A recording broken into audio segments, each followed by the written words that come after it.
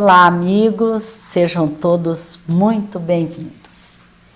Ele escrevia muito bem, era poeta, compunha música e, além do teatro, atuava junto ao grupo de rádio-teatro. Realizou um excelente trabalho na divulgação do Espiritismo, doutrina que ele assumiu aos 16 anos e divulgou por toda a sua vida. Era considerado pela crítica especializada como uma das pessoas mais cultas dos últimos anos em nosso país e desencarnou com 62 anos. Se fôssemos trazer a biografia detalhada desse personagem, o programa todo não seria suficiente. Estamos falando de Wallace Leal Rodrigues. E quem vai trazer sua contribuição é Orson Peter Carrara, que é escritor e atuante divulgador do Espiritismo da cidade de Matão, São Paulo. Olá, Orson, que bom poder falar com você e principalmente sobre um personagem como Wallace Leal Rodrigues. Quem foi ele? Pois é, Ivone, é uma honra muito grande estar aqui no Espiritismo Responde. Mais uma vez, agradecemos pela oportunidade e saudamos os nossos telespectadores. A sua descrição já foi me entusiasmando já de cara, referindo-se a esse grande nome da cultura brasileira e do movimento espírita do país e fora do país. Realmente, o Wallace Leal Valentim Rodrigues, cujo centenário de nascimento comemorou-se com grande honra agora em dezembro de 2024, muito próximo de nós, foi realmente uma personalidade marcante, ímpar na história do Brasil. Porque, como você disse, ele era músico, ele era poeta, ele também atuou no teatro, no cinema, elevou culturalmente o nome de Araraquara, no interior de São Paulo, para o cenário cultural do país na sua época, embora ele seja natural de Divisa, no Espírito Santo, mas deslocou-se e veio morar em Araraquara na adolescência, onde ele firmou-se como um grande produtor artístico, digamos assim, sob vários aspectos, né? A biografia dele realmente é riquíssima. Depois de uma certa idade, já maduro, jovem, veio para administrar como editor-chefe a Casa Editora O Clarim, de Matão, fundada por Caio Barchútio em 1905. Caio Barchútio faleceu em 1938 e deixou uma lacuna aberta na editora que quase fechou. Porque imagine uma editora que não publica livros. Ela ficou mais de 2 décadas sem publicar livros.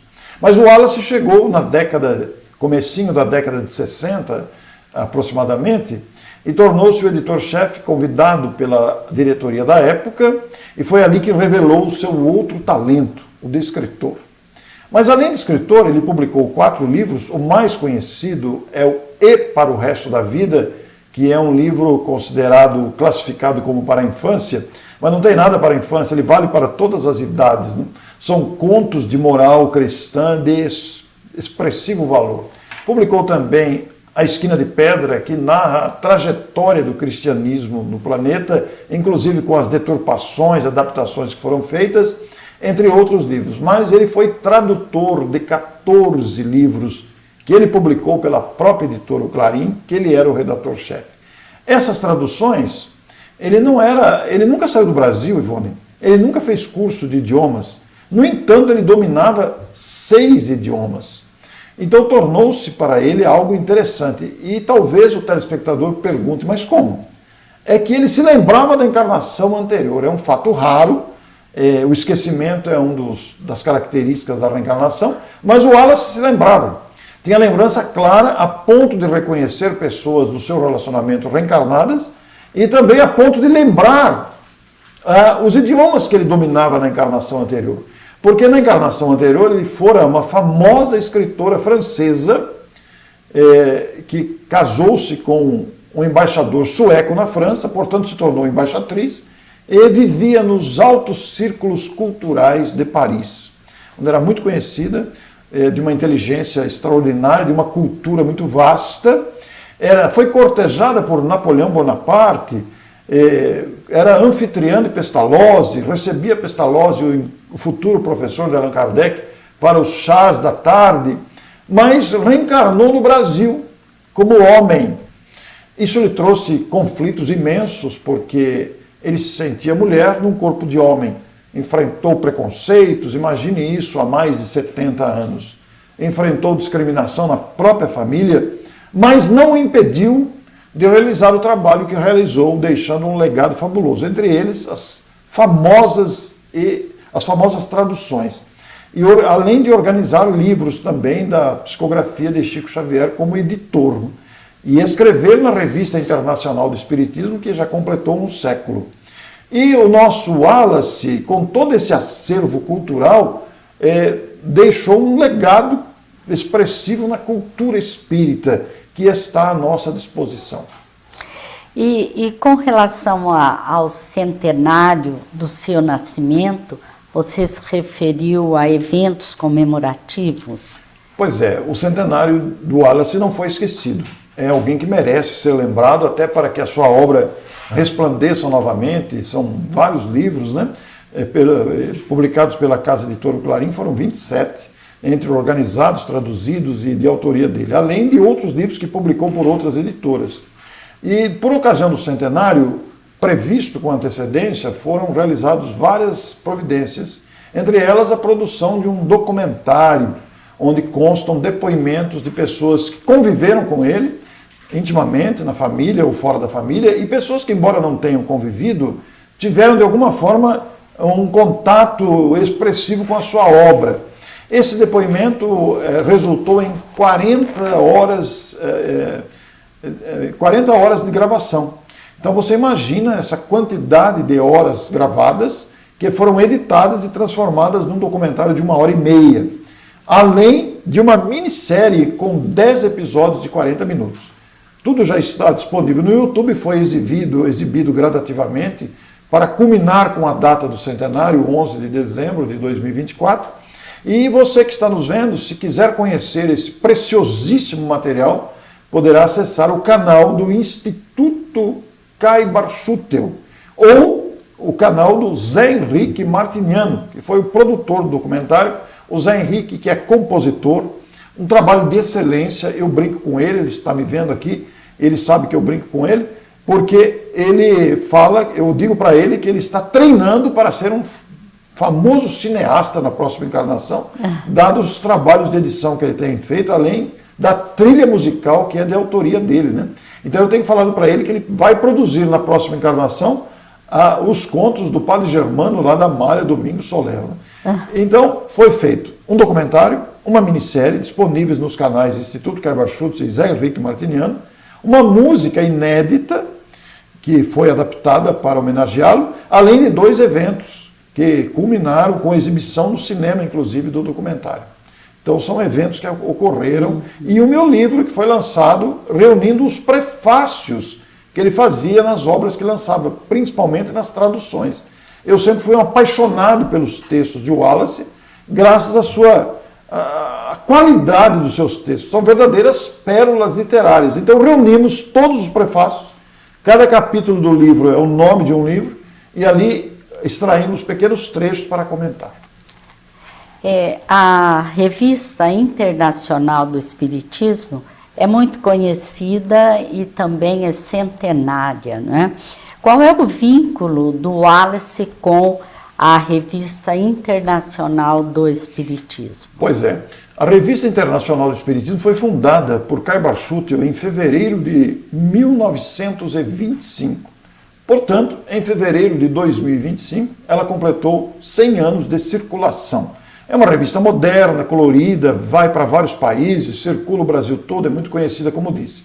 E o Wallace, durante o tempo que atuou na editora Clarim, dando continuidade do trabalho de Caibart-Schutel, foi editor também da revista, produzindo na revista muitos textos valorosos da sua grande capacidade literária, inclusive entrevistas, reportagens, etc. Então o vínculo é muito estreito. Alguém que colocou toda a sua cultura nas páginas daquela revista enquanto ele esteve lá, além dos livros que ele publicou e traduziu.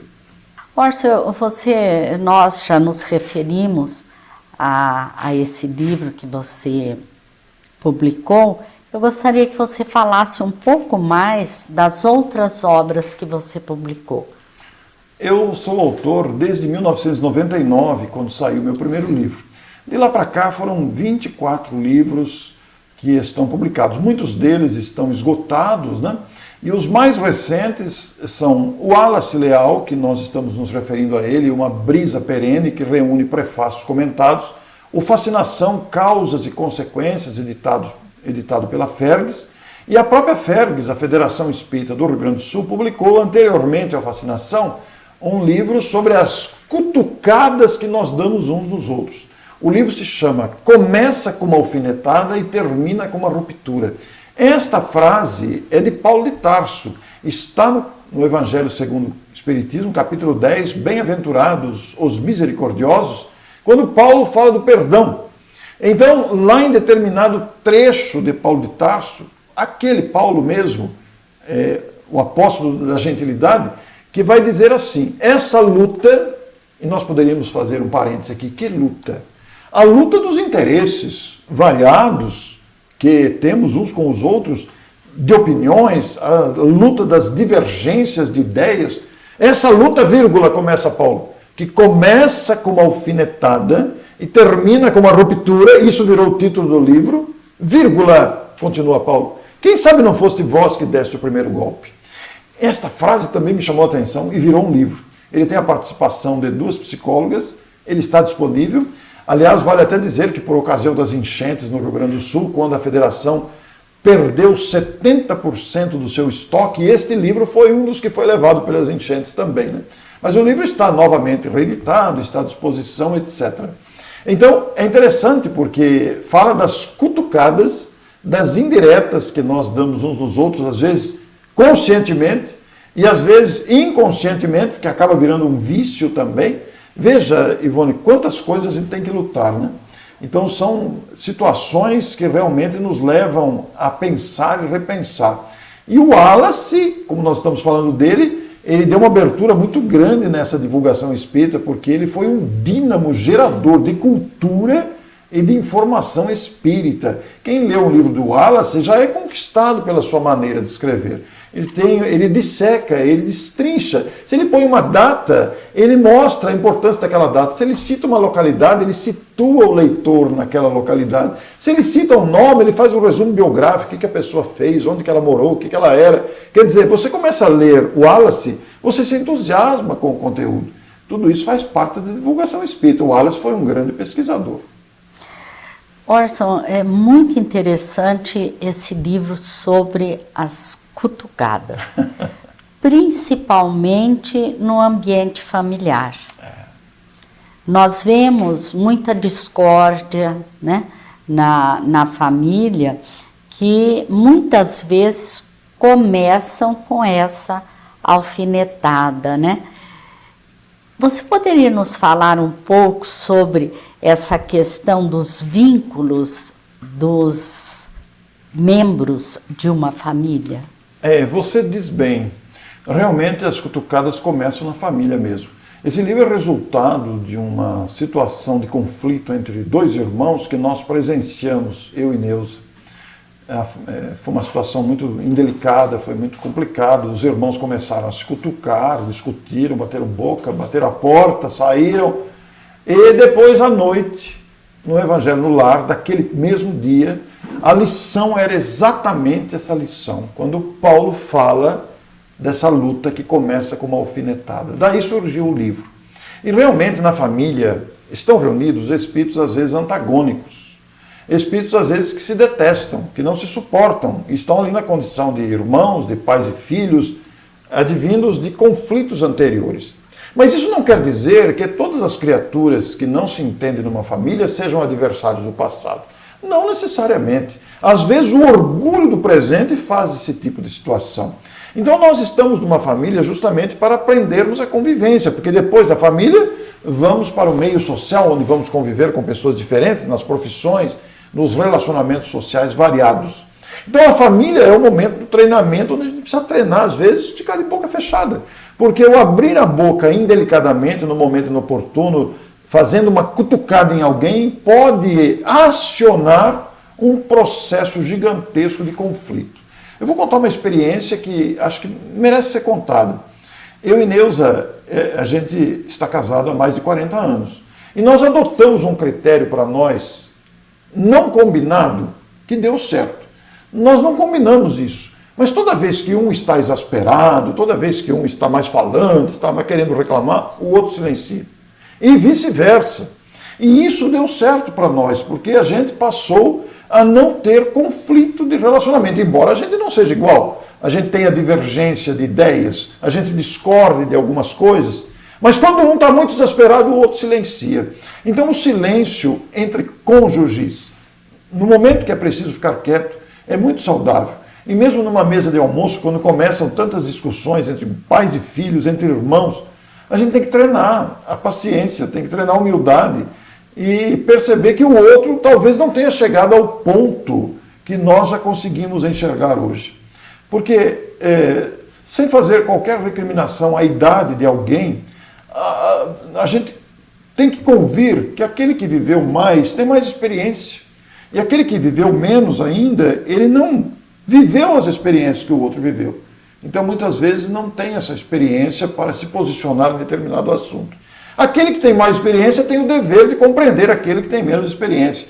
Isso vale dentro da família, porque na família estão reunidos espíritos para um programa de trabalho entre todos. Uma família não é fruto do acaso.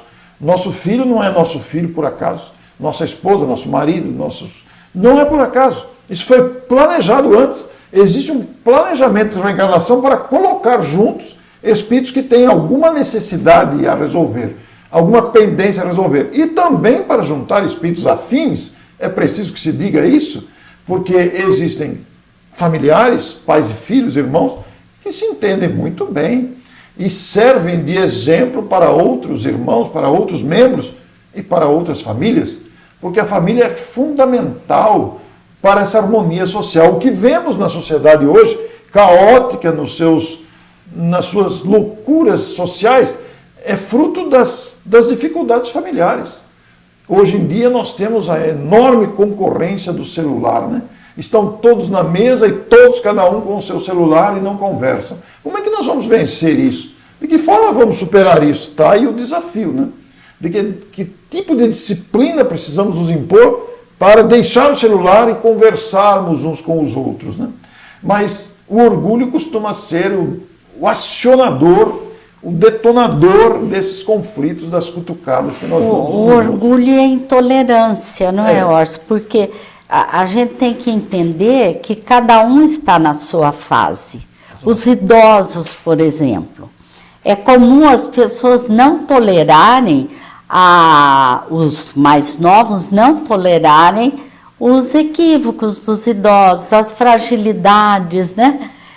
Os filhos não se dão conta de que os pais ou avós já estão no outro patamar, né? Pois é, e hoje nós temos, foi muito bom que você citou a palavra intolerância, porque hoje nós temos, nas diferentes idades que compõem uma família, né, tanto o bebê impertinente que chora, manhoso, a criança birrenta, como temos o jovem rebelde e o adulto que não compreende, e o idoso frágil, né? Às vezes temos um adulto teimoso, e às vezes temos o idoso frágil, e às vezes o idoso frágil também. Então, essa intolerância que hoje se acirrou com o aspecto político, esportivo e tantos outros, nós vemos aí a origem de muitos conflitos. Mas nós temos que pensar que a família é a nossa salvaguarda. A família é aquela em quem podemos nos apoiar, em quem podemos procurar ajuda. Nós não somos família por acaso. Nós somos família porque nos apoiamos uns dos outros e precisamos muito uns dos outros. Apesar das diferenças que nos caracterizam, somos espíritos em evolução, em aprendizado. Orson, muito obrigada por você estar aqui conosco. Desejamos que Jesus continue te amparando nesse trabalho tão bonito que você faz de divulgação da doutrina espírita e com tanto entusiasmo. Obrigado, Ivone. É uma honra muito grande estar aqui no Espiritismo Responde, em Maringá, gravando aqui com os amigos. Isso enche o nosso coração de entusiasmo, porque a doutrina espírita ela é mesmo entusiasmante. Mas para sentir esse entusiasmo, a gente tem que adentrar no seu conteúdo para perceber a lucidez e a grandeza da genialidade de Allan Kardec. Muito obrigado, Ivone, e um nosso abraço aos telespectadores. Muito obrigada, Orson. Muito obrigada a todos que estão nos assistindo. Esperamos nos encontrar no próximo episódio desse programa e desejamos a todos muita paz.